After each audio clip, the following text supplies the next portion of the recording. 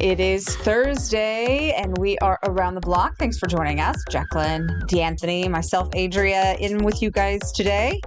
How are you guys doing this morning? It's good to be here. Is it good? Good. It's good to be here. D'Anthony and I admit we're both a little tired. Why are you guys so tired? Did you stay up late and watch the game? No, I think I overslept. That makes sense. So you got too much sleep. I think so. It's Okay. I'm waking up and it's like 6:30. I'm like, oh, okay. I still got time, so I go back to sleep. Wake up.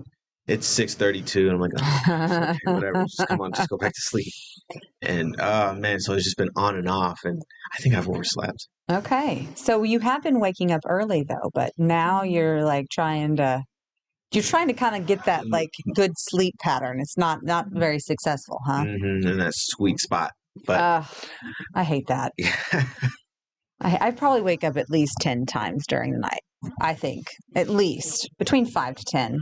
Because I'll hear, whenever before I had kids, I could sleep through a freight train coming through the house. Like nothing could wake me up. And then now that I've had kids, the smallest little noise wakes me up. So, I go to bed early. I go to get into bed between 7 and 7:30, and then if I hear anything between then and the time my alarm goes off, it wakes me up, and so it's hard. So normally around this time, I start to get right after the show. I start to kind of do a little bit of this, some head nodding. So it gets tired. Okay, so I feel you, D'Anthony. I feel you. Let's get started this morning. After my silly rambling. So this was an interesting story that we did earlier in this week. If you don't remember, we did a story about Rural Water District 21. That's in Osage County in northern Oklahoma. They'd had some problems with brown, dirty, murky water for years. They have lost water heaters and washers because of all the mud and muck that's been in their water filtration systems. They have had brown water for years. They've had to buy all kinds of water in order to just wash their clothes, brush their teeth, drink water, cook their food. Mm-hmm. Can't ever have any white clothes because it just gets dingy and gross. And so they came to us and complained. Well, a lawmaker, Senator Bill Coleman, saw that. He is from that area. And he decided, do we have a clip of this? I think we do. Look, I want you to see how dirty that water is. Have you seen this water yet? That's straight from the tap. That's how bad it is. Oh, my gosh. And it's been that way for years. So he watched our news clip and he said, you know what, this is just ridiculous. We've got to do something about it. So he is trying to get to the bottom of the problem. He has called for an interim study, which if you aren't familiar with an interim study, basically it's where you collect all these facts and you get experts together and then you have a study in between the sessions. So right now we're in between sessions. Look at the difference. I know, isn't that awful? Oh my God. Could you imagine living with that kind of water every single day for years? So he's going to see if lawmakers will listen to this interim study so they can evaluate what's going on and try to come up with problems. He said, we're not pointing any blame at anyone, but we're trying to figure out a solution here because it is expensive because you're talking about infrastructure and how much it costs to redo all of that. One of the people that we spoke to earlier in the week said it was just an overwhelming number of manganese, which is a mineral that's in the water, but I find that hard to believe. I mean, hey, I'm no expert, but that looks awfully dirty, so. Oh my gosh. It looks like apple cider. Yeah, yes. I was about to say. Right? Yeah. It should not look that way. It should not look that way. And I feel for these people who, can't do anything about it. They just can't. So, Senator Coleman said he should find out by the end of this month if his interim study was approved and if lawmakers will hear it. I'm hoping that they do. I know a lot of people in this community hope the same thing because that way they can finally get some answers and some results as to what's going on in their community. Could you imagine going home every single day and trying to cook mac and cheese for your kid and it's that dirty? It's just gross. Honestly, I don't know what would be worse. Having to bathe in that water or cook with the water. Both. Yeah. Oh, gosh. I really feel for this community, but I'm absolutely grateful Senator Bill Coleman is shining light on this and trying to get resolved for these residents. And I hope that other lawmakers are just as concerned as he is and are willing to listen to that study to try to figure out what's going on, because it's just a mess. Yes. And it's expensive too. It's an expensive mess, which is. But I think well worth the expense. Yeah. But I mean, who wants to have that in their water all the time? No. I tell you what, you mentioned bathing, Jacqueline. I would never feel clean. That's what I mean. Because you mentioned at the end of the day, coming home to that, and a lot of people, I mean, it just sounds so stressful. Yeah. You couldn't have peace in your own home. Oh my gosh, you would need like water jugs from Walmart and just all the time. You would constantly be buying. Can you Yes. imagine the expense of buying jugs and jugs of water? Or, I mean, so many people have mobility issues, or even couldn't even carry said water jug. I mean, I just see so many issues and really feel for this community. Yeah, and two of the ladies that we spoke to, one of them said that they'd been through 3 water tanks. Replacing those because of all the sediment and problems from that water. And then one of them said she'd been through 4 washing machines trying to go through all that dirty water. So it's just, it is crazy. So thinking about that community, hoping that our story will bring them some answers and that lawmakers will listen to their concerns and do something about it in between sessions before session starts back up. In a couple of months. All right, we're going to take a quick break, and then when we come back, there is a gorgeous home that is up for auction in Oklahoma City, and you could potentially get it for a steal. I'm going to tell you about that next. Welcome back to Around the Block. So I was just talking to Jacqueline. This home is not too far from you. No. It is called the DeLisi Mansion, and it is in the Crown Heights area. They're looking for a new owner. You're looking for some new I want a new neighbor. semi-neighbors, not too far from you. So you see this house often. I do. It's a big focal point. It's by the park. It's really, I mean, it's gorgeous. It's gorgeous. A lot of history.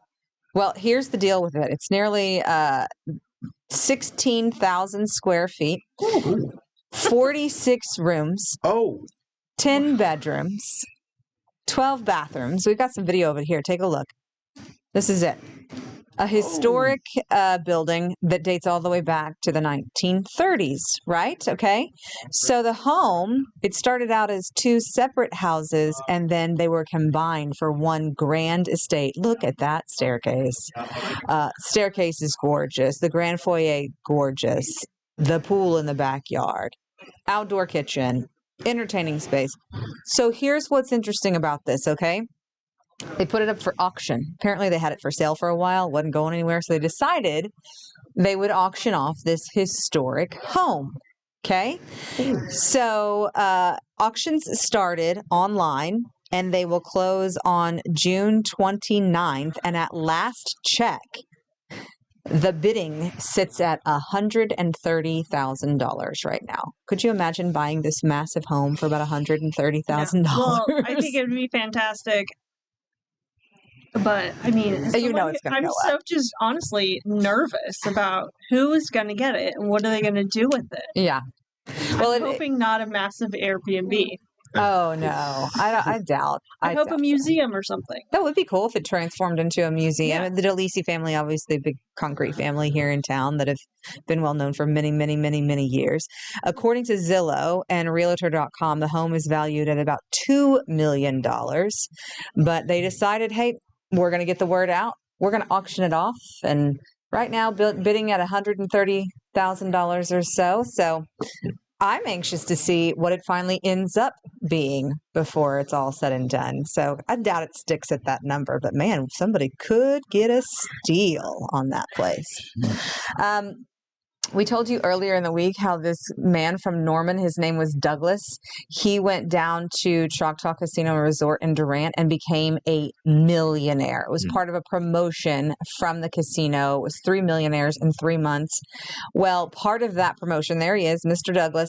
Part of the promotion was the casino was going to donate $10,000 to a charity of his choice, and they finally named the charity. Well, that was quick.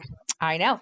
He picked it, and Douglas picked the Oklahoma Parkinson's Alliance, and they will be getting $10,000. That is so cool. Right? Yes.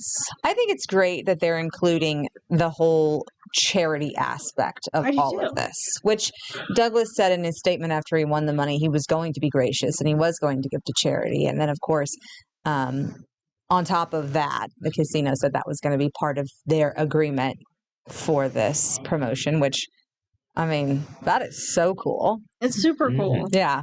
And I just love that he was able to pick the nonprofit. It wasn't pre-picked, and I'm sure he put a lot of thought into it. So kudos to him. And I don't know the background, but I would imagine Parkinson's may play a role in his family, or he's been impacted by Parkinson's disease. So, which would maybe be a reason why he chose that. So good for him. That's super exciting. I mean, his life has just essentially changed in about a matter of 2 weeks. You know, he's become a millionaire, gotten a lot of recognition, and then helped out a cause in the Norman area. So good for him. All right, when we come back, there are some places in Oklahoma that are now on an endangered list. They're historic places, and they're in danger of potentially going away. I'm going to tell you which ones those are and how you could potentially help with that right after the break.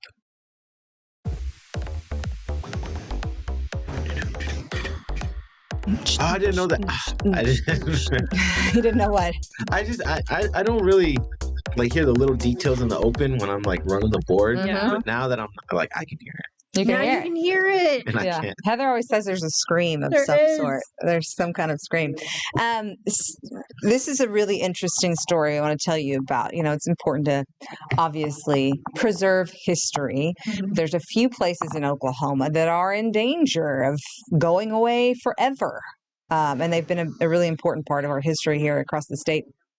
Preservation Oklahoma unveiling this year's list of most endangered places. I mean, some of them you can kind of see why they are falling down. So they're hoping people can help and revitalize these. The goal, bring awareness to protecting historic resources, and the site spans across the entire state. But there are two in the metro I want to tell you about, starting with Lodge Laska, a social organization that was founded by Czechoslovakian immigrants in 1903 in the Oklahoma City area, and Convent Presbyterian Church, which you just saw there. It had all the neat... Is this Lodge Alaska, then? I think this is right adjacent to Devon Tower. Yes, then I think so. That would be it, yeah. I think. I hope I'm not getting them confused. It could be the church or... Could be. It could be. Yeah. I think I saw Lodge Alaska in the earlier side, and I'll point it out when it comes back. Okay. Anyways, Convent Presbyterian Church is in the village. Ooh. So it held its final worship service in February after. I think that's this. That's what I thought too. Yeah. That's the church, right? Yeah, I drive by that. Yeah. That's what I thought. It had its last worship service in February after 70 years. So it is also on the verge of an endangered place here. Other sites, Route 66 pavement, Lodge which Alaska, you just saw there, maybe. Yeah. I know we had that we physically went out and got video of the two places here, but maybe they also took pictures and just used a montage of pictures, but I'm not sure.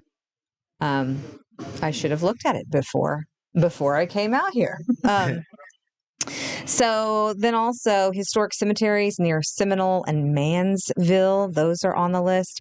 The Ingalls Hotel in the Wild West ghost town, not far from Stillwater. See, all of these are cool. really, the train depot, that might have been the train depot you were talking about, in Walters. And the Burt McCarthy Furniture Building in Ponca City. All of these, obviously, we saw they're in desperate need of love and care, but they're hoping that someone will put forth the effort to preserve these because they are historic places in the state. So Preservation Oklahoma says they're looking for people to step forward and save them.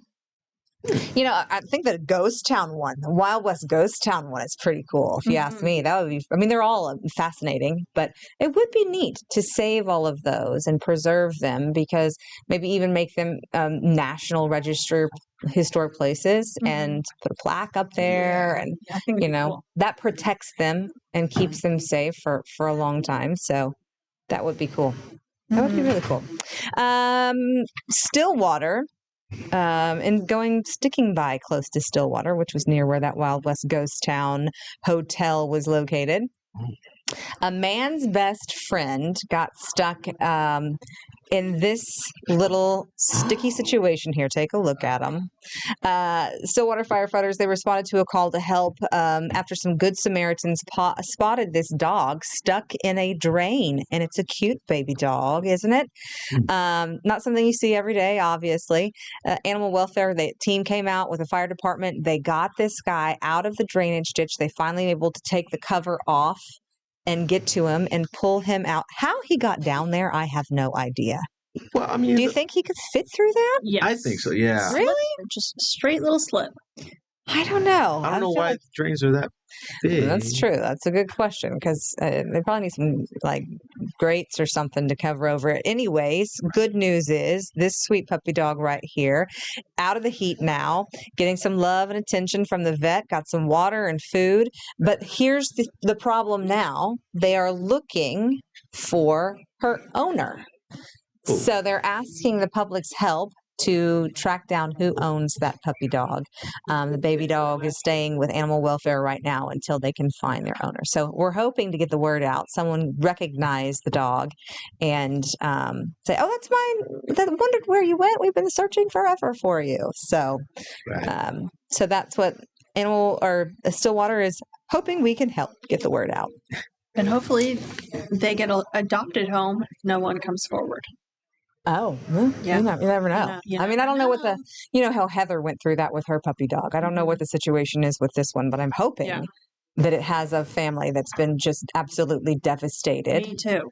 And has been trying to look for them. So that is something we are going to follow and keep you updated on. On Cue, making a big, generous donation, opening their hearts and giving $100,000 to support food banks across the metro. It's a definite need. I think we all know that, especially during the summer times whenever a lot of families whose children rely on meals at schools, they don't have that option. So this is a great thing. So On Cue is donating the $100,000 to support food banks. Studies show nearly 1 in 4 Oklahoma children experience food insecurity. That number just rocks my heart. 1 in 4. Ooh. 1 in 4, D'Anthony. Wow. That is just so hard to hear. The Oklahoma-based convenience store donates products no longer sold to local partners. So that's a part of what they're doing as well. The Regional Food Bank of Oklahoma says the donation will provide 4,000 meals to hungry Oklahomans. That's great. Yeah. I just don't think people realize how much extra financially lands in a parent's lap when it comes to summer feeding, because kids consume a lot breakfast and lunch a lot of times at school, and it costs less for that than for a family to be able to cook it a lot of times. Oh, don't I know? Don't I know? I tell you what, my kids, they have no off switch in the summer. With eating. Yeah, no, I know. Yes, all the time. And regardless of what I say, I'm like, you just ate. Yes. You don't need another snack. But they'll get up in the morning. They'll go have some cereal, or they'll have a muffin, or they'll have this and that. I have tons of grapes and strawberries and they won't eat it. I've got it all washed. It's in tubs, all cleaned. They won't eat it if I don't put it in a bowl and put it in front of them. Then they'll eat it. But they're like, that takes too much work to pull the container out of the fridge, open it up, put it in a bowl, put the container back in the fridge, and then go to my room and eat my fruit. Instead, they want to go into the pantry and grab a Pop-Tart or something. Sure. Me and brothers had that similar situation. Right? But like when there's like bananas, we'll eat bananas up quickly. Yeah, because you just got to break it off, you know. But it's so frustrating. But I mean, we go through. My son ate 3 French bread pizzas from the freezer last night. 3. Oh yeah. Bread pizza. They're like the little French bread things. You put it in the freezer. It's like, man, come on, kid. You're going to eat me out of house and home. Yes. We spend so much on groceries. It's absolutely ridiculous over the summer. So I feel that, and I'm so glad On Cue is doing what they're doing to help out. 1 in 4. That's just not a statistic I like to hear as far as food insecurity goes. All right, we're going to talk about the World Cup kicking off today when we come back.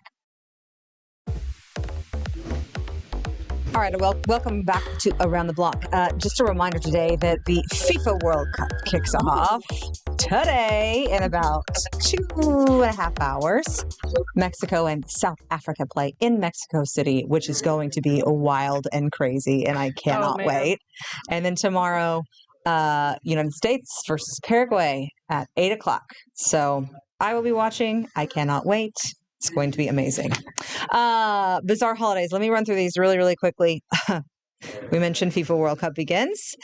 Making Life Beautiful Day, National Corn on the Cob Day, National German Chocolate Cake Day, National Making Life Beautiful Day, Say Hi Day, and Yarn Bombing Day. Mm-hmm.